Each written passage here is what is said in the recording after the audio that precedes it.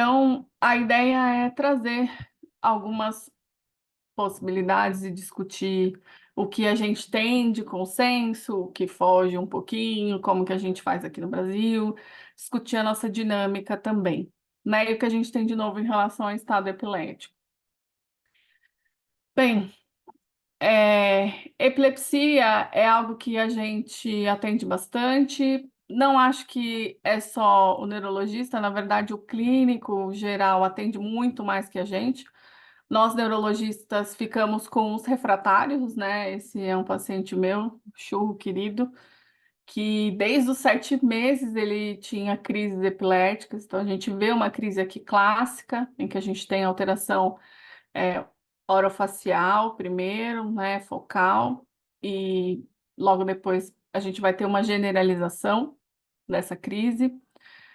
É o tipo de crise mais comum nos nossos pacientes, em cães, né? Mas a gente sabe que, putz, não é nada fácil acostumar com isso e isso gera vários fatores que a gente vai discutir durante essa aula, né? Do luto desse tutor, da forma de acolhimento, quais são as maiores dúvidas deles também. São coisas que são extremamente importantes da gente conversar. Então, tudo que a gente vai conversar aqui é medicina baseada em evidências, né? Tem vários tipos de terapia na medicina veterinária que fogem um pouco do tipo de medicina baseada em evidências. Não vejo como errada, só vejo que é uma forma de ver a medicina e tá tudo bem, né? Então, o primeiro consenso que a gente vai destrinchar é a força-tarefa de epilepsia. Ela é considerada antiga, né? Ela é de 2015. Acredito que ela vai sofrer uma atualização em breve. Esse mesmo grupo tem lançado outros artigos e uma parte desse grupo fez parte do consenso do finalzinho do ano passado que saiu de estado epilético. Então, eles acabam trazendo algumas coisas novas aí para gente. Primeira coisa que a gente precisa lembrar das padronizações dos termos, porque isso mudou também, né? Então, quando a gente fala de crise epilética, é quando eu tenho certeza que essa crise, ela vem de uma atividade excessiva desses neurônios, né? Então, a gente tem grupos de neurônios em córtex e tálamo, normalmente neurônios extrapiramidais. Eu preciso ter um grupo de neurônios tendo uma descarga excessiva e uma liberação excessiva de neurotransmissores e muitas vezes uma inibição insatisfatória para essa crise acontecer, né? Esses sinais, eles são paroxísticos, então eles acontecem de repente, eles vêm e voltam, né? Normalmente eles não são persistentes, estereotipados, porque normalmente esses pacientes têm um tipo de crise específica, né? Muito difícil mudar padrão de um paciente, né? Daquele paciente. Involuntários, a gente não consegue parar o que está acontecendo, né? Por movimento, por petisco, por chamar o nome. E essas crises, elas podem ser generalizadas ou focais, né? Então, motoras, sensoriais, autonômicas, em que a gente só vai ter liberação de urina, fezes e cialorreia com midríase, né? Isso pode ser uma crise. E alterações comportamentais, a gente pode ter pacientes com crise de agressividade, isso ser uma crise epilética. Já a crise reativa é aquela crise que é uma resposta natural do meu cérebro a um distúrbio transitório, normalmente sistêmico. Então, por exemplo, as intoxicações podem causar alguns tipos, por exemplo, cocaína, heroína, haxixe, o Van Vels, que a gente pega muito, muita intoxicação, a cafeína, o chocolate, que também tem um pouco de cafeína, né? A gente tem esses pacientes que podem ter um shunt sistêmico, causando uma encefalopatia hepática. É uma alteração sistêmica que vai gerar uma toxina, e essa toxina vai chegar no sistema nervoso central e ativar alguns tipos de receptores e neurônios que podem fazer descarga elétrica exacerbada, mas é uma resposta normal a esse distúrbio anormal do organismo, né? Então, a gente já parte daqui que, para a gente ter certeza que é uma crise epilética, a gente precisa excluir as crises reativas, né? Então, não existe crise epilética causada para crise epilética secundária a um shunt sistêmico. Não, o termo correto seria crise reativa, né? E a crise em si? Normalmente, quando a gente atende, tem dúvida, porque hoje o diagnóstico de crise ele vai ser clínico, na maioria das vezes, né? A convulsão, a crise epilética, se tem a suspeita, como que a gente suspeita? De como vai ser a anamnese, do que o tutor falou para a gente, de como foi a apresentação desse paciente, né? Quando a gente tem dúvidas, normalmente a gente coloca que é crise, a esclarecer, né? Um evento agudo, súbito, de curta duração. Nem sempre é uma crise epilética, mas toda crise epilética é uma crise, né? Um tipo de crise. E o termo convulsão, o consenso fala que é considerado um termo leigo para qualquer contração muscular, contínua ou interrompida. Já a epilepsia é a doença possivelmente genética, que a gente acaba não conseguindo ainda fazer testes genéticos, a gente não isolou todos os genes que podem causar isso nos nossos pacientes, né? É caracterizada por uma predisposição contínua de gerar essas crises, né? Então, normalmente esses pacientes têm de 1 a 8 anos, tem algumas raças predispostas, que a gente vai conversar sobre isso, ter pelo menos 2 crises não provocadas, que é o sinônimo de crises reativas, no intervalo maior de 24 horas. E essa prevalência de epilepsia, ela pode chegar a meio a 1%, né? Tem um estudo recente que fala de 2% da população canina, então, putz, é bastante, né? A gente discute muito também quais são as fases da crise epilética.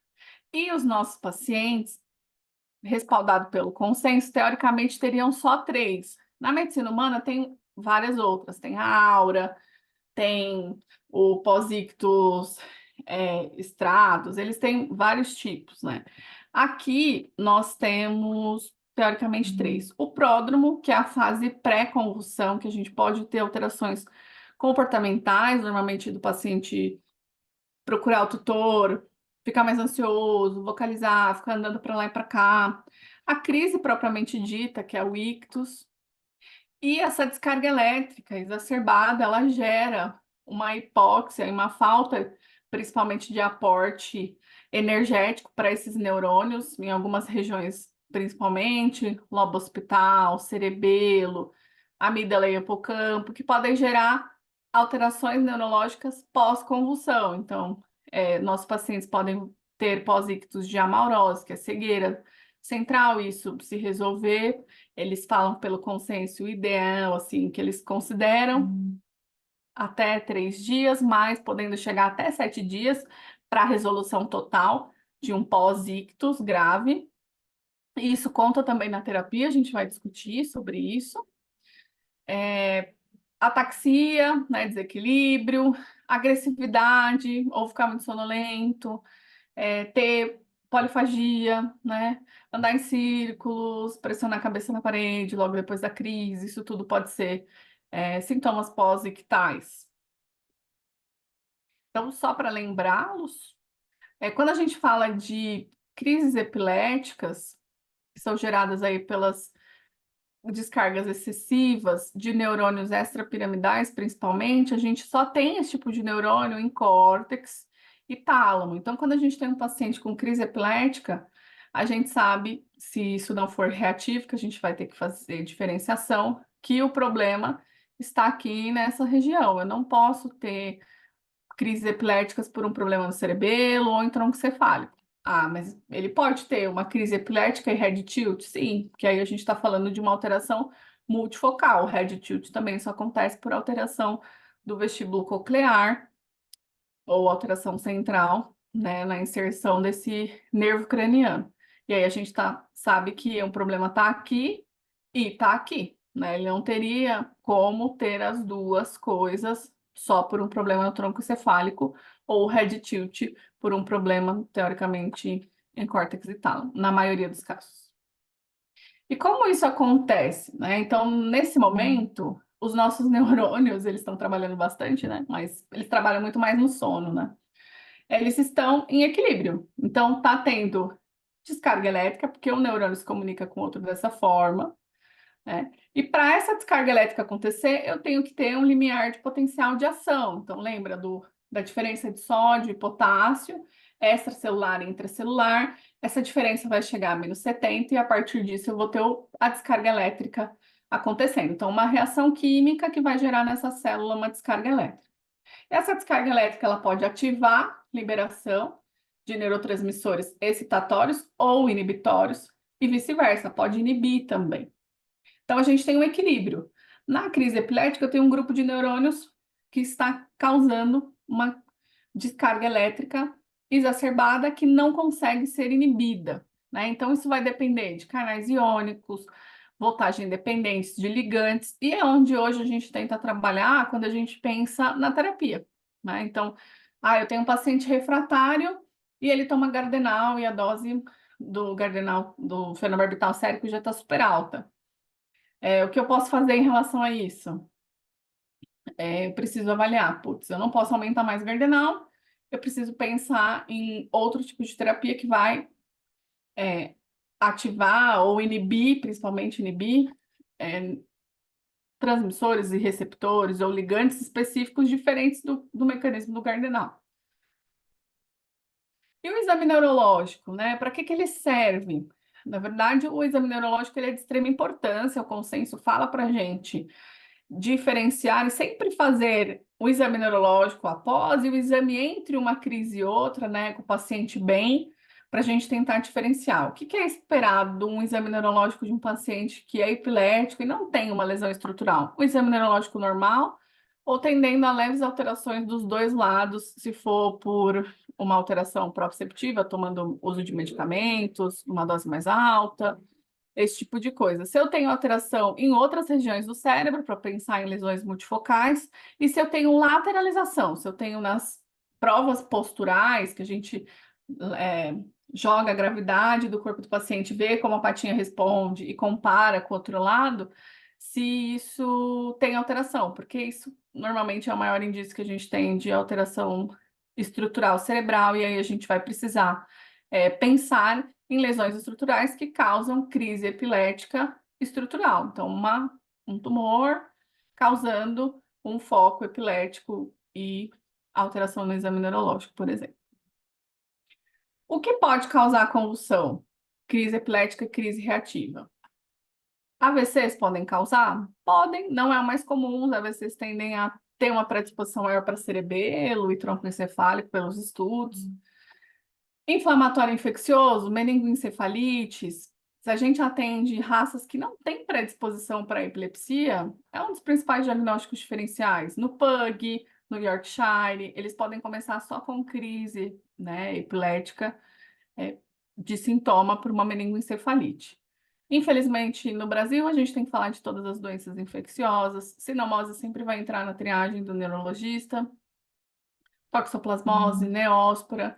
Se discute se as hemoparasitoses é a minoria, normalmente a hemoparasitose é um achado. Traumas, qualquer idade, mas esse paciente precisa ter a crise logo após o trauma ou em 24 horas após. Não dá para ele ter nada depois do trauma crânioencefálico e 5 anos depois ele virar epilético. Possivelmente não tenha nada a ver, né? Precisa ser logo depois. Calcula-se que 40% dos pacientes com trauma crânioencefálico que convulsionam se tornam epiléticos.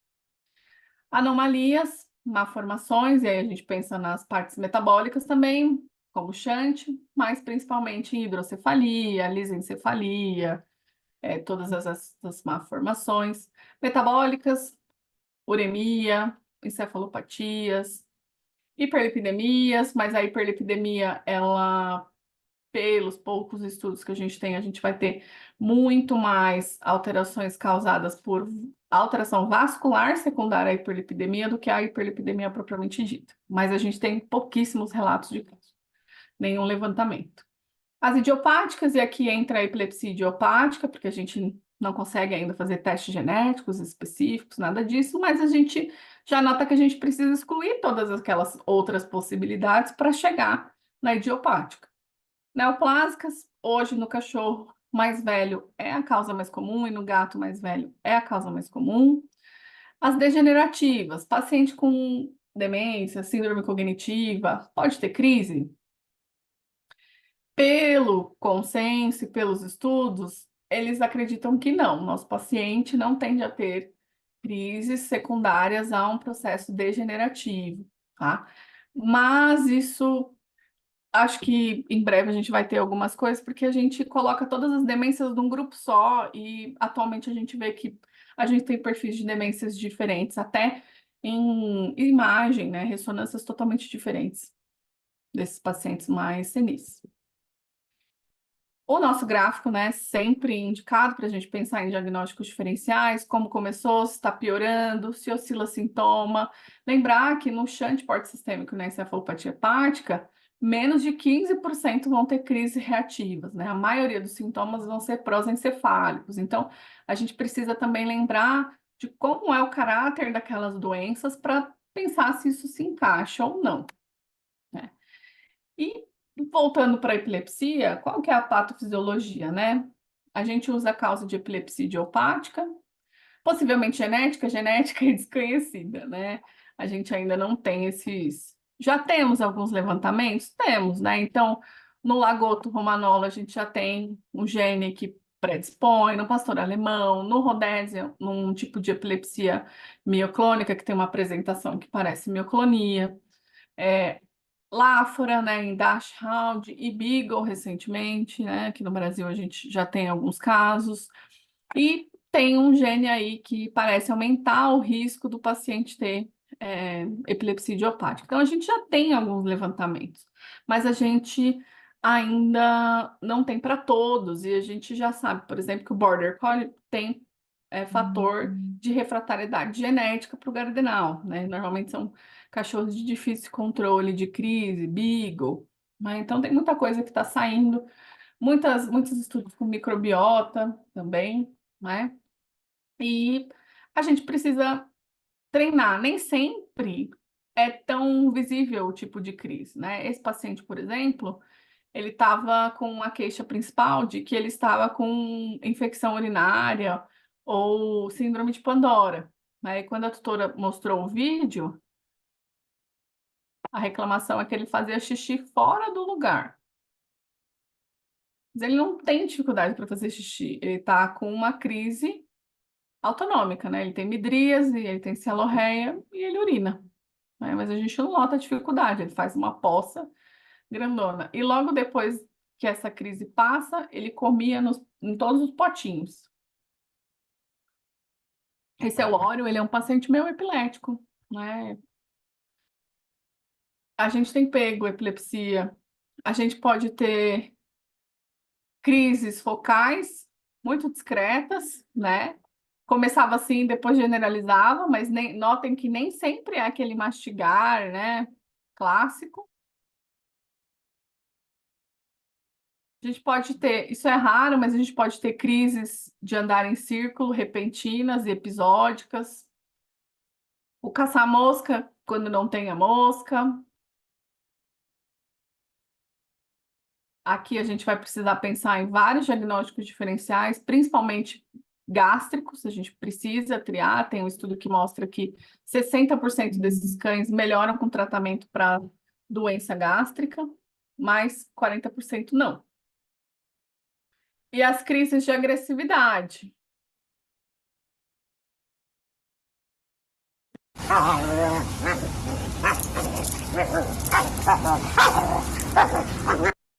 Então, essa paciente, ela tinha esse tipo de crise e crise tônico-clônica. A gente precisa triar aqui. Dor crônica, né? É um diferencial bem importante. Mas era epilepsia. E os tipos de crise que o nosso consenso dita que podem acontecer nos nossos pacientes? As crises epiléticas focais, elas podem ser só motoras, de movimento, autonômicas, como a gente viu do Oro, e só comportamentais, como a gente viu o do caçar a mosca e o da agressividade repentina. As crises epiléticas generalizadas, em que a gente tem perda de consciência, movimentos tônico-clônicos, cialorreia, urinar, defecar, né, decúbito. E a mais comum nos nossos pacientes, segundo o consenso, ainda são as focais, que evoluem para a generalizada, principalmente as que se iniciam orofaciais, né? Então, só para demonstrar, focal é um foquinho desses neurônios fazendo uma liberação excessiva de potenciais de ação, neurotransmissores, isso não sendo inibido, mas ele não espraia, ele não vai para o outro lado. A generalizada, ela já vai para o outro lado, e aí a gente tem todos aqueles sintomas acontecendo, né? Então, a gente pode ter crises de cialorreia, não está aparecendo para você. Que agradecimento ao Matheus, é um vídeo do paciente do Matheus.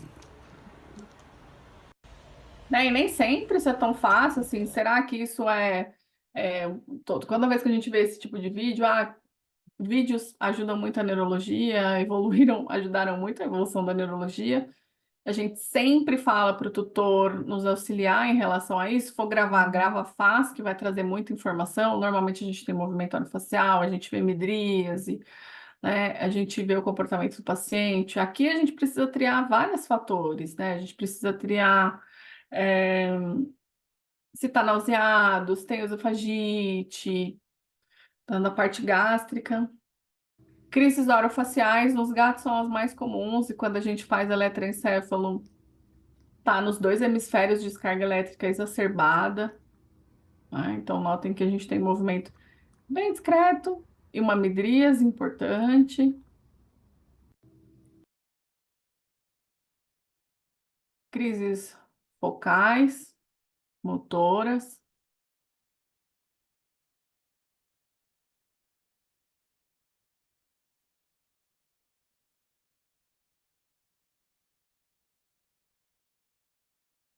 Quais são os diagnósticos diferenciais que a gente precisa pensar quando a gente pensa em crises epiléticas, né? Além das crises reativas. Síncope, né? Então, normalmente, nem sempre é tão fácil, né? Recentemente teve um artigo que citou síncope convulsiva, então, pela síncope, hipóxia cerebral, esse paciente apresentou uma convulsão com uma descarga elétrica. Então, nem sempre vai ser fácil, mas a gente vai precisar triar coração, né? Se tem tosse antes, normalmente são indícios, se tem dificuldade respiratória, se fica cianótico. A narcolepsia e cataplexia, né? Que são alterações, normalmente, por não controle do sono, esses pacientes dormem, né? Principalmente quando excitados. Alterações neuromusculares pelo movimento, perde o tônus e cai. Crises vestibulares, isso é uma das coisas que a gente mais atende, né? A dúvida. Nenhum paciente que só convulsiona vai ter head tilt durante a convulsão e head tilt persistentes. Ele pode ter as duas coisas, né? Como eu falei, de uma síndrome multifocal, mas não vai ser só a convulsão, né? Então precisa diferenciar, a gente vai ver o que a gente pergunta para o tutor, né? E o que o consenso dita aí para a gente. Movimento paroxístico, que são os distúrbios de movimento, as discinesias também são, onde eu tenho um movimento bizarro acontecendo por retardo da liberação da dopamina no núcleo da base, que é onde vai fazer a ligação desse neurotransmissor e o acontecimento e liberação do movimento, né, acontecendo. Tenho vídeos para mostrar. Distúrbio do sono, né? Paciente que está dormindo e se movimenta. Vai ser sempre um problema quando ele acorda com esse movimento, mas na maioria das vezes não é. Intoxicações, dor pode mimetizar, principalmente dor cervical, sente dor de pensamento e aí cai, né? Dependendo do tipo de movimento que faz. Hipoglicemias, mioclonias, normalmente são persistentes, mesmo com o paciente dormindo, acordado, comendo, né? Metabólico, né? As crises reativas e as discinesias também são distúrbios de movimento. Então, aqui era uma paciente que a gente recebeu, que ela tinha esse tipo de crise epilética. A crise dela era sempre nistagmo e head tilt, né? Essa paciente estava fazendo AVS, porque ela tinha uma pressão arterial muito alta, né? Uma hipertensão, e depois que a gente controlou, isso tudo melhorou. Mas pode ser que chegue para você por uma otite, pode ser que chegue para você por um tumor no tronco encefálico, o sintoma pode ser o mesmo. Aqui é um paciente que foi encaminhado porque estava tendo crise quando ele comia. A comida pode ser um gatilho emocional, né? Já tem relato disso, mas nesse caso não era uma narcolepsia. Tem um momento que ele dorme, né? A gente normalmente testa Para ter certeza, na narcolepsia também, o diagnóstico clínico, a gente pede para o tutor não dar todo o alimento do paciente, dá cerca de 50%, trazer para o consultório, a gente usa uma sala grande e coloca pontinhos de comida nessa sala, é uma forma de testar. Ou agitar esse paciente durante um passeio, e aí normalmente eles entram em sono.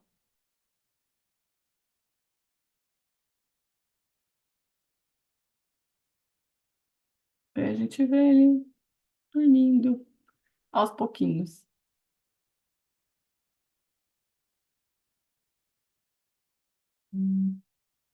A síncope, né? Calma, calma, filho. Normalmente tem tosse associada e tem normalmente espasticidade, né?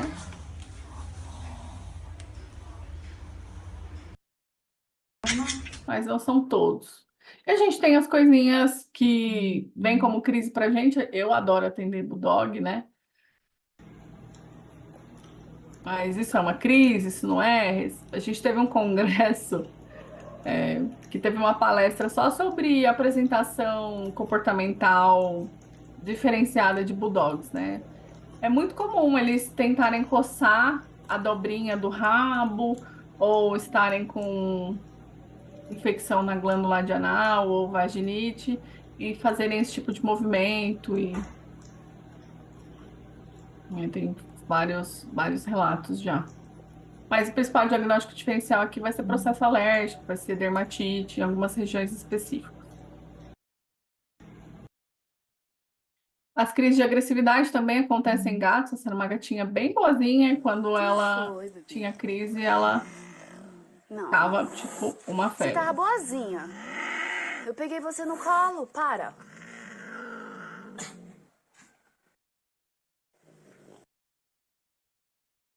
Crises Tinha uma porque eu levei ele cervicais. na.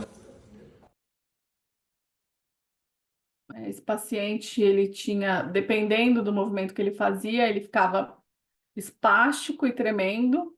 Ele tinha uma fratura em cervical. E quando ele estava andando, ele caía, né? Ele caía com espástico por dor, né? Mimetizava por dor.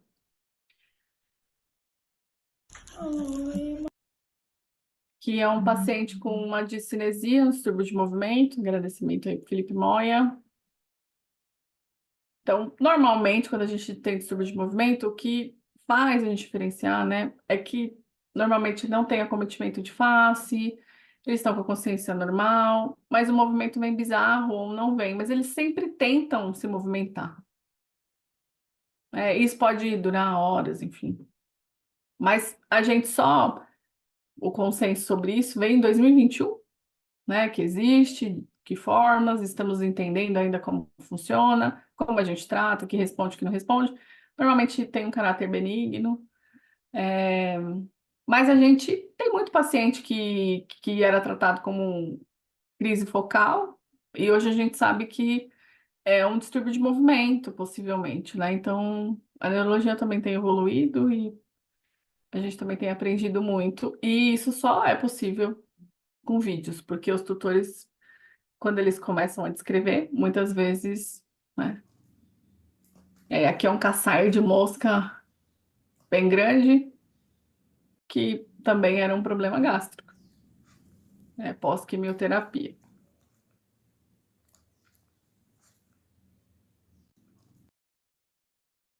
Para esse tipo de crise, a gente sempre vai ter que triar alterações gastrointestinais, né? Um grupo grande no Canadá mostrou isso, que a maioria respondia à ração, a tratamento para refluxo, esse tipo de coisa.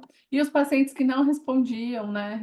Tem esse estudo que mostra que para esse flying cat, que é o caçar a mosquinha, eles fizeram ressonância magnética, avaliação de líquor, eletroencefalo, até audiometria e compararam anticonvulsivantes. E para esse tipo de crise, quando não é causado por uma alteração gastrointestinal, especificamente, esses pacientes respondem melhor à fluoxetina do que a Gardenal. Tá? É bem específico. E a gente também não entende, a fluoxetina pode ter alguns Algumas utilizações para controle de crises, é bem específico, mas parece que tem uma resposta. Ih, apareceu alguma coisa aqui para mim. Crises epiléticas. Então, normalmente elas são autolimitantes, elas podem ser reflexas. O estado epilético vai ser sempre emergencial, que é maior que 5 minutos de crise.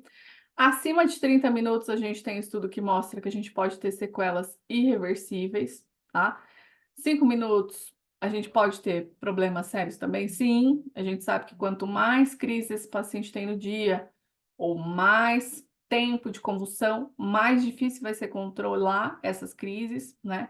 E o cluster é a crise seriada. Então, se eu tenho uma crise e ele volta, total consciência normal, e ele tem outra crise num período menor que 24 horas. Isso é cluster. Se eu tenho uma crise, ele perde consciência e ele nem volta à consciência total e já tem outra crise, é considerado um estado epilético, né? Um contínuo. E como que a gente faz o diagnóstico? A gente conversa com o tutor, né? Então, na crise epilética, normalmente vai acontecer no sono ou no repouso, 60% das crises. As crises, graças a Deus, são menores que 5 minutos, a maioria. Normalmente esse paciente demonstra antes ou depois com pós-ictus, né? Na síncope a gente não tem isso, na disteresia a gente não tem isso, na cataplexia a gente não vai ter alterações comportamentais depois. Alteração de consciência, então perda de consciência, mas nem sempre eles vão perder, lembrar disso. Contração de músculos faciais. Alteração autonômica, então, de liberação de esfíncter, urinar, defecar, cialorreia, midríase, não é interrompida. Gatilhos, né? A gente pode ter gatilhos emocionais. Num cérebro normal, não teria crise por um dia de chuva. Mas um cérebro que tem predisposição, às vezes o medo da chuva vai ser um gatilho. Alterações pós-episódicas, né? De ter alterações, como o tônus muscular fica, né? Estado entre os episódios, principalmente os pacientes que têm pós-ictus graves, né? Então, tudo isso é o que a gente normalmente vai perguntando para o tutor para tentar montar o quebra-cabeça e ver se esse paciente é possível aí de um tipo de crise. Então, para a gente pensar em epilepsia idiopática, o que o consenso dita? Ter 2 ou mais crises epiléticas não provocadas, né? Num intervalo maior que 24 horas. Eu preciso excluir obrigatoriamente metabólico, tóxico e estrutural, né? Idade, normalmente de 6 meses a 6 anos, é o que o consenso dita, mas tem estudo que mostra até 8 anos. O período interictal normal, então, entre uma crise e outra, eu repito o exame neurológico desse paciente, está normal. Seguimos o consenso aí para triar qualquer tipo de crise. E a gente tem raças específicas. Então, os bracocefálicos, por exemplo, eles não entram como raça predisposta para epilepsia. A gente tem alguns, mas normalmente são bem esporádicos, né? Então, a gente tem quem são os campeões nos estudos? Labrador, Dachshund, Cocker, o Lhasa entra em alguns estudos, o Spitz agora no Japão, mas é um pouco contraditório. Husky siberiano, Border Collie, Beagle, o Poodle, né, o Setter. Tem algumas raças mais predispostas, mas os bracocefálicos nunca entram. Yorkshire não entra, Maltês não entra. Então, assim, quando a gente pensa nesses pacientes, a gente, com crises epiléticas, a gente precisa pensar nos outros diagnósticos diferenciais, porque epilepsia é incomum, né? Então, eu atendo um Border Collie de 1 ano e um Bulldog francês de 1 ano. A chance vai ser muito maior do Border Collie ser epilético do que o Bulldog, né? Então, a gente precisa também, na neurologia, a gente trabalha muito com idade, raças, nos auxiliam bastante. E aí, a gente tem os graus de confiança para um diagnóstico de epilepsia. Então, o maior grau seria o melhor, né? Que seria o 3. Então, a força-tarefa, o nível de confiança 1 seria triar as causas metabólicas. Hemograma, eletrólitos, perfil hepático, renal, glicemia, triglicéridos, colesterol, ácidos biliares, urina. Dependendo do paciente, pensar em agentes infecciosos, encefalopatias hepáticas, né? Hipotireoidismo, né? Ele fala.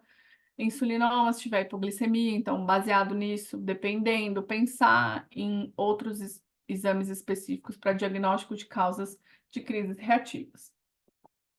A confiabilidade tipo 2 seria toda a lista que eu mostrei do 1, mais ácidos biliares pré e pós-prandial, ressonância magnética, avaliação de líquor e painel de PCR de doenças infecciosas do líquor, que normalmente é o que a gente consegue fazer hoje no Brasil de melhor, né?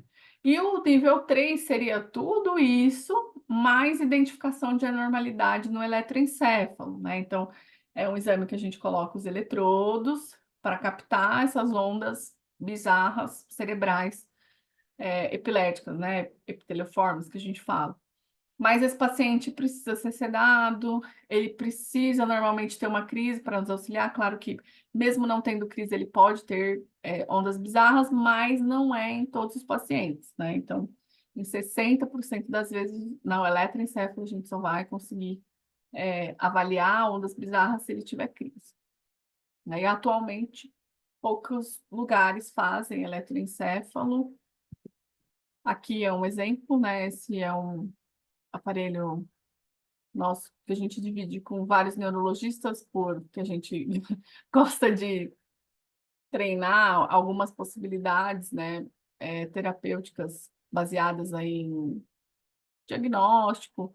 Tem algumas indicações muito específicas, mas a gente ainda tem aprendido muito em relação a isso. A gente tem buscado cursos na Europa, né? Então a gente ainda não tem esse serviço, mas quem sabe em breve.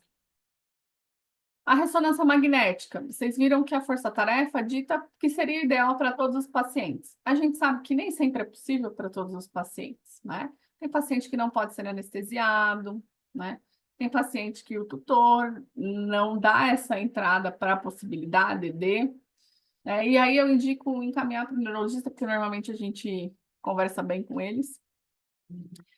E a gente já tem algumas tentativas por esse grupo mesmo de avaliação do que é considerado normal para quem acabou de convulsionar na ressonância, do que é achado pós-ictal ou não. Mas ele fala para em casos que não foi possível, quando a gente tem que insistir muito, né? Quando o paciente não tem raça predisposta para epilepsia, quando ele é refratário, então quando ele precisa de mais de 2 medicações para controle, idade que não tem predisposição mais para epilepsia, né? E alteração no exame neurológico, né? São os casos que a gente precisaria insistir segundo o consenso. E quando a gente trata, aí o consenso ele deixa um pouco aberto. Acredito que os próximos a gente vai ter mais alguma coisa. Quando tratar no período interictal entre uma crise e outra menor que 6 meses, né? Então, se ele teve uma crise, a gente precisa tratar só se ela foi muito grave, se foi em estado epilético. Eu sempre tenho que avaliar toda a parte metabólica, que eu não vou entrar com medicação, por exemplo, um shunt porte sistêmico, eu preciso corrigir, uma hipoglicemia, eu preciso corrigir, não adianta fazer um epilético, né, antiepilético. Então, eu preciso triar as crises reativas. Teve uma crise? Espera. Foi 2 crises num período menor que 6 meses entre uma e outra, talvez ele se beneficie. Se ele teve uma crise, não foi reativa, e a crise foi muito grave, com pós-ictus muito grave, você pode avaliar a possibilidade de entrar mesmo com uma crise, tá? E piora na frequência. Normalmente o que acontece? Teve uma crise, daqui 6 meses tem outra, no epilético normalmente é assim. Reduziu entre uma crise e outro tempo, aí normalmente é quando a gente entra com a terapia. E se esse paciente já tem um diagnóstico de um tumor cerebral, de uma meningoencefalite, de uma má formação, e ele tem uma crise só, o consenso fala que você pode entrar já pensando se ele tem já histórico de doença estrutural, já entrar com um antiepilético, né? E o que a gente tem de terapia? Né? Aqui é um desenho lindo, a gente ama esse tipo de desenho, que a gente tem uma fenda pré-sináptica e pós-sináptica, a liberação de neurotransmissores e os receptores que esses neurotransmissores podem estar ativando enquanto o paciente está tendo crise. E aí, dependendo do número, né, que eu tenho aqui dos receptores, eu tenho os medicamentos, isso da medicina humana, que ativam ou inibem esses receptores. Então, é normalmente o que a gente vai pensar. Se eu tenho um paciente que está em crise e ele toma o Gardenal, o fenobarbital, qual outra medicação que eu posso usar? Porque possivelmente o receptor é outro receptor, porque só o Gardenal não está funcionando. Eu preciso parar mais um, ou inibir mais um, ou ativar outro tipo de receptor, né? E os pontos chaves da terapia vão ser aumentar intervalos entre uma crise. Infelizmente, na epilepsia, na lesão estrutural, é muito difícil a gente conseguir parar as crises. O bom controle de crises é considerado redução de 50% da intensidade e da quantidade das crises, né? Então, infelizmente, é um pouco entender que isso, aceitar que isso vai acontecer da melhor forma possível e acolher esse tutor, né? Diminuir a intensidade das crises, evitar estado epilético, castração, não que isso vai influenciar, para fêmeas tem um estudo que fala que sim, mas para machos não, mas é porque isso tem cunho genético e para esse paciente não passar esses genes, né? É extremamente importante.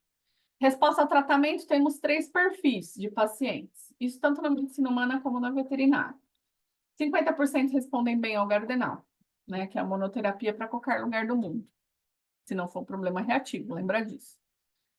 Não responde bem à monoterapia, os outros 50%. Desses 50% que não respondem bem a uma terapia só, 25% vão precisar de mais de um anticonvulsivante e os outros 25% não respondem tão bem, que são considerados os refratários.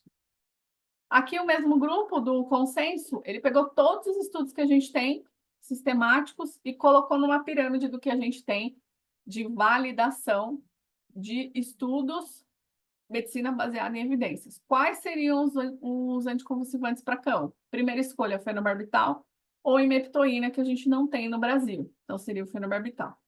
Brometo de potássio, né, chegou no nível sérico, até 35. Ainda tem cluster, ainda está tendo muita crise. Brometo de potássio é a segunda opção. E a terceira seria o levetiracetam.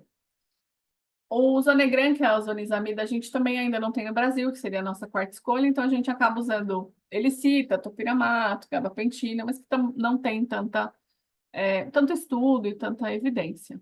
No gato, pior ainda, fenobarbital, primeira escolha. Levetiracetam é a segunda escolha para gato. Graças a Deus, eles respondem muito bem. Porque olha a segunda escolha se o levetiracetam não for uma opção. Brometo de potássio, que nós aqui no Brasil, e eu sinceramente tenho medo, porque os nossos pacientes, né, têm uma porcentagem alta de gatos que fazem uma alteração respiratória, uma bronquite eosinofílica grave pelo uso do brometo, né? Mas notem que às vezes para gato a gente tem poucas possibilidades. A imeptoína, o diazepam, isoniazida, primidona e fenitoína que a gente não tem aqui no Brasil. Então, para gato a gente tem poucas possibilidades, né? O fenobarbital é a primeira escolha para paciente que não é hepatopata, mas tem que ser hepatopata grave, né? Não pode ser utilizado em pacientes gestantes. Quando o paciente toma fenobarbital, a dose de diazepam na emergência tem que ser o dobro da dose, porque ele diminui, na verdade, a eficácia, né, do benzodiazepínico, e a gente tem vários medicamentos que podem influenciar. Ele estimula principalmente o receptor de GABA, mas atualmente a gente sabe que não sabemos muito da total ação de todos os anticonvulsivantes, né? Como eles funcionam totalmente, mas algumas coisas. A dose inicial pelo consenso é 2,5 miligramas quilo, 2 vezes por dia, e a dose plasmática ideal seria de 25 a 35. A gente faz em 10 a 15 dias pós início da terapia. O que seria importante também coletar hemograma, função renal e hepática para comparar. Existem algumas idiosincrasias que o paciente pode apresentar e é importante a gente acompanhar. É muito raro, mas pode acontecer. Já tem estudo mostrando que a gente pode usar transdermal em gatinhos, né? Aí a dose normalmente é de 3 a 4 miligramas. Eu, sinceramente, já tentei usar uma vez, a concentração não foi muito boa, não é sérica, não parece metabolizar. Acho que depende muito, a gente ainda está aprendendo. Os efeitos colaterais mais importantes em gatos: sedação, polifagia, ataxia, alteração de ALT, paraparesia, né? elevação de FA, leucopenia, perda de peso, polidipsia. Aí a gente tem as idiosincrasias, né, que a gente precisa suspender, trombocitopenia, prurido, coagulopatia, estomatite, mas bem raro. Aqui em cães, né, alteração de ALT e FA, sedação, normalmente no início da terapia isso tende a melhorar. Polidipsia, poliúria, polifagia, isso aqui o consenso fala que melhora, eu não vejo melhorar. É uma das coisas que a gente já começa a controlar peso, porque é uma das coisas que implica bastante. E a gente tem as idiosincrasias hematológicas, pancreatite, dermatite necrosite e discinesia, distúrbio de movimento, né? Também pode acontecer por fenobarbital. E aí a gente precisa pensar em retirar ou trocar o medicamento. E aí, quando a gente inicia o segundo anticonvulsivante, o consenso ainda fala que faltam critérios para a gente ter certeza, né? Escolher o fármaco com mecanismos diferentes, minimizar efeitos, pensar em qualidade de vida. Normalmente a gente entra quando o paciente está entrando em cluster, o estado epilético e a concentração sérica já está adequada, tá? Acima de 35. Aí a gente entra com um segundo medicamento. E aí, para o cão ou para o hepatopata, essa é a primeira escolha, brometo de potássio. Para o cão, que não é hepatopata, a segunda escolha seria o brometo. Não é metabolizado pelo fígado, infelizmente ele é manipulado, então depende muito. Ele tem mais efeito colateral, né? Sedação, ataxia, a gente vê muito mais esses efeitos colaterais. Tem vários efeitos já relatados, muito raros, nunca vi. Usamos bastante, funciona muito bem, mas demora para agir, né? Aí vai pelo menos uns 90 dias para total ação dela. Tosse, dispneia nos gatos, né? Taquipneia, mais comum. E no cão, ataxia, sedação, polidipsia, poliúria, polifagia são os efeitos colaterais mais vistos, né? A gente ainda tem pancreatite, paniculite, neuropatias, alterações de mioclonia, o cloro muito alto, então é uma das coisas que a gente precisa acompanhar. Aqui no Brasil, a nossa terceira escolha seria o levetiracetam. Eles também falam da gabapentina, que parece ter pouco efeito. A pregabalina tem mais estudos do que a gabapentina, mas talvez superior para gato, mas para cão a gente ainda tem poucos estudos, né? Mas a gente tem que usar doses mais altas, esses pacientes acabam ficando muito sedados, tá? Mas muitas vezes é o que a gente vai tentar usar. Topiramato, também poucos estudos para cão e para gato, né? Sedação, ataxia e perda de peso. É um bom ansiolítico, então, para pacientes que às vezes é muito ansioso, é uma possibilidade. O levetiracetam seria a segunda escolha para gato e a terceira para cão, né? Pode ser usado para hepatopatas, mas funciona muito bem, né? Mas calcula-se que 55% dos cães que usam, depois de 8 meses, esse medicamento para de funcionar. Eles usam o termo efeito lua de mel. A gente estava até discutindo esses dias, a gente vê muito mais em cachorros grandes essa refratariedade do que os pequenos. No gato, isso não acontece, mas no cão parece acontecer. Então, é uma das coisas que a gente precisa ficar de olho. A gente também tem efeitos colaterais, mas bem menos, tá? Vômito, sedação, ataxia, hiperatividade, polifagia, polidipsia, diarreia, agressão, desobediência. No gato, hipersalivação, sedação, aumento de enzima, né? Ataxia e polidipsia. Então, assim, de terapia a gente tem poucas possibilidades. O consenso, ele destrincha tudo isso, falar possivelmente canabidiol, ainda não temos estudos que comprovem em qual momento ele entraria, né? E se ele entraria, como a gente vai acompanhar esse paciente, então falta muito dado.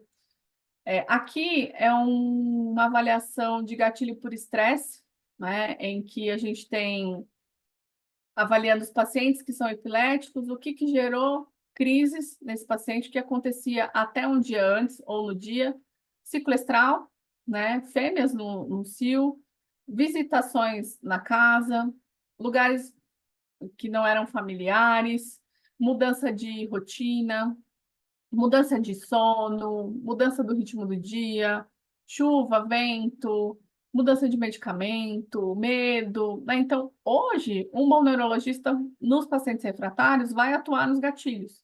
né? A gente tem que fazer o levantamento se esse paciente tem gatilho, o que acontece nesse dia, e tentar atuar da melhor forma, né? O que a gente não indica, porque não tem estudo e alguns são até tóxicos, né? A fenitoína, a carbamazepina, o brometo de potássio em gatos.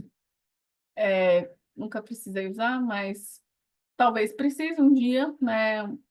Talvez a gente não tenha tantas possibilidades e isso é um pouco complicado. E existem medicamentos que não têm embasamento científico e parecem não funcionar, tá? Mesmo os mais novos.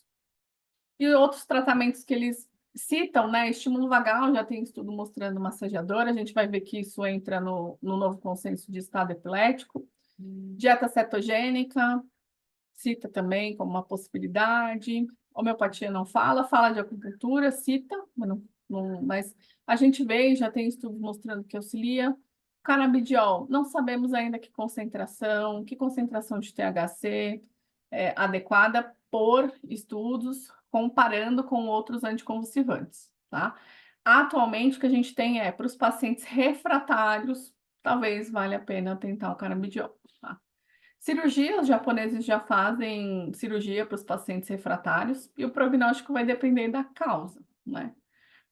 Aqui eu quis trazer para vocês os levantamentos de impacto de ter um paciente epilético na casa, né? Olha, eu tenho uma bomba relógio em casa. Essa é a sensação dos tutores, né? Eles relatam que tem uma ligação muito estreita com o animal, mas tem medo, tem muito estresse em relação a deixar o paciente sozinho, tem medo dele morrer sozinho, dificuldade da família não entender, né, por que que aquela pessoa fica tanto, não viaja, tem que levar o cachorro junto, isso principalmente a deixar o paciente sem supervisão, né?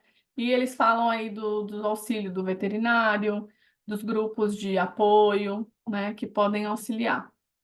Aqui, avaliando qualidade de vida, né, veterinários falando e tutores, né?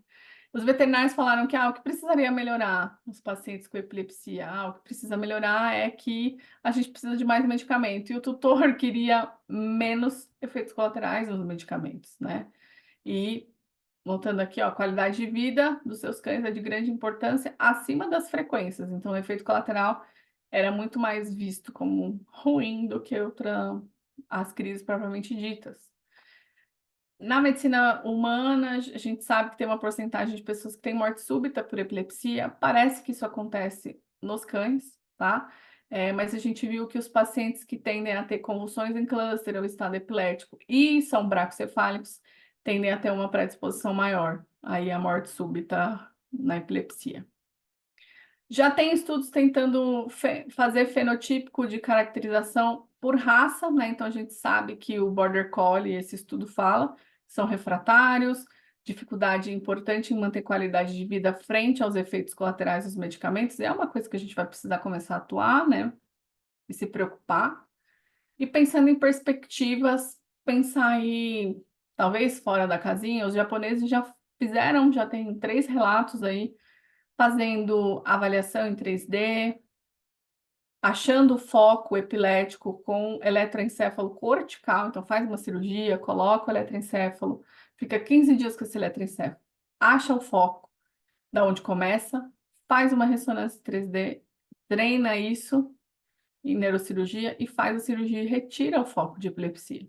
E todos os casos que eles relataram, o paciente teve uma melhora absurda no controle das crises. E só para trazer novidade para vocês de estado epilético, de como a gente atualmente vê o estado epilético, em 2023, outubro, saiu esse consenso, né? O Vol, que é o outro professor que norteia o outro consenso da força-tarefa de epilepsia, né? Ele também está presente. Então, o estado epilético é mais de 5 minutos de crise. A mortalidade chega a 38%, né? Então, a gente sempre tenta evitar o estado epilético. E a gente sabe que se esse paciente tem 2 crises no mesmo dia, a chance maior dele entrar em estado epilético. Então, por isso que a gente sempre vai tentar atuar se ele está tendo cluster, né? E o que isso gera? Hipertermia, comprometimento respiratório, principalmente nos bracocefálicos. Às vezes eles têm que ser entubados por uma convulsão. Insuficiência renal aguda por quebra muscular, arritmias, hiperglicemia é o mais comum, mas dependendo do tempo, eu posso ter hipoglicemia. Mas se você atender um paciente convulsionando com hipoglicemia, tem que pensar nos diagnósticos diferenciais de hipoglicemia primeiro, né? Eixo hormonal, então liberação de catecolaminas, muitas catecolaminas, né? Cortisol, hipercapnia, acidose. Acima de 30 minutos a gente tem lesão neuronal irreversível. E aí todas essas diretrizes são baseadas em estudos, tá? Então pensando em mecanismo de ação, resposta, efeito colateral. Então aqui, o que foi elucidado? A gente sabe que quanto mais tempo esse paciente convulsiona, mais receptores vão estar alterados e maior vai ser a minha dificuldade de parar essa crise, porque eu não vou estar atuando só em um neurotransmissor com medicamento, eu vou precisar atuar em outros neurotransmissores, né? Então, de 5 a 10 minutos, a gente tem um desbalanço dos neurotransmissores e receptores de íons. Então, a primeira força que a gente vai fazer aqui, a gente vai ver, vai ser o midazolam. Teoricamente, o consenso fala, pelos estudos, que ele é superior ao diazepam, né? De 10 a 30 minutos, eu já tenho, ó, os GABAs, os receptores de GABA, entrando para dentro, eles não estão mais funcionando, tá? Eles internam, né? Eles internalizam. E aí, quem vai atuar? Vai ser o NMDA. E a gente vai ver quem atua no MDA. Acima de 30 minutos, muita excitação de neuropeptídeos, um desbalanço, liberação aí de transporte desregulador e, ó, 24 horas convulsionando, expressão genética, né? Então, a gente vê que o controle de crise, quanto maior o tempo, mais difícil, né? E aí, o que a gente tem pelos estudos aqui, ó, pirâmide de hierarquia de recomendação. Midazolam seria o mais indicado, né? Depois diazepam, propofol, ketamina, a gente vai ver. Mas aqui eles classificaram por estudos, né? O que eu tenho de estudo, o que eu não tenho, né? Então, o A, B seria o melhor. Em gato também, midazolam, né? A gente vai ver aqui o que eles indicam. Então, de 5 a 10 minutos, midazolam intranasal ou IV.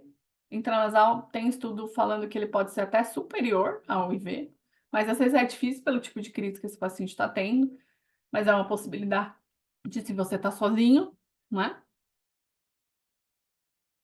Ou se você não consegue pegar o acesso, ou diazepam, né? E se ele responde parcial, avaliar a CRI de midazolam e considerar aí fazer o levetiracetam e ver que infelizmente a gente não tem, né? Então, considerar aí fazer o fenobarbital, porque o levetiracetam IV nós não temos. 10 a 30 minutos, primeira linha, que é midazolam, até 3, eles falam no máximo 2 e CRI, 2 bolos de CRI. Levetiracetam IV, fenobarbital e a fosfetoína que a gente também não tem. Considerar a administração de ketamina. Por que a ketamina? Porque ela vai ativar NMDA, né? Ela vai atuar na MNDA, que a gente tá já com ele ativo aqui. 30 minutos. Primeira linha, segunda linha. CRI de dexmedeto. A dexmedeto vai atuar principalmente em NMDA também, mas em outros fatores arritmogênicos, de expressão de alguns receptores específicos. Propofol, tiopental, né? Inalação, né? Anestesia inalatória. E mais de 24 horas a gente vai precisar pensar em tudo isso, mais outras alterações, como neuroestimulação, e se cita alguns outros medicamentos de emergência que ainda não são respaldados e nem utilizados na medicina veterinária. A gente nem sabe se esse paciente metaboliza, tudo isso, né? Então, são coisas daqui para frente que a gente precisa estudar e qual é a nossa maior dificuldade. Então, concluindo, bom diagnóstico sempre vai ser o melhor tratamento, né? Estabelecer os protocolos individuais respaldados pelos consensos. Então, o que eu tenho no consenso, o que eu posso utilizar para esse paciente? Gardenal nem sempre vai ser possível para todo paciente. A ressonância nem sempre vai ser possível, mas na maioria das vezes vai ser, né? Avaliar e reavaliar sistematicamente. Está refratário? Como está esse triglicérides? Ele ganhou peso? Pode estar acontecendo outra coisa. Vou pensar em atuar nesses gatilhos, né? Usar a ressonância como fator prognóstico, porque a gente sabe que se tem um tumor, se tem uma malformação, a gente sabe que é mais difícil da gente conseguir controlar e esse paciente vai evoluir de alguma forma diferente do que da epilepsia, né? A gente sabe que mesmo o epilético vive menos do que cães que não têm epilepsia. E a gente vai precisar pontuar o uso de medicamentos e esses efeitos colaterais. E também pensar no estilo de vida desse tutor, na rotina, de como vai ser a melhor forma de medicar, né? Às vezes, não está funcionando, aí você vai falar com o tutor semanas, assim, tentando ver por que esse paciente está refratário de repente, ele começou a dar o Gardenal no leite, às vezes acontece. Como que você dá um Gardenal? Como você administra? E atuar nos gatilhos. Acho que hoje é um dos principais fatores que a gente vai precisar avaliar, né? Fico disponível para perguntas. Muito obrigada pela presença de todos e boa noite. Muito obrigada, Eli. Palestra maravilhosa. Muito, muito bom. Bom, não sei por que eu não estou conseguindo abrir meu vídeo, mas tudo bem. Acho que vocês Acho que estão me sou eu, ouvindo. peraí. É. Não, não, mas pode manter, que aí é melhor seu vídeo ficar aberto que o meu.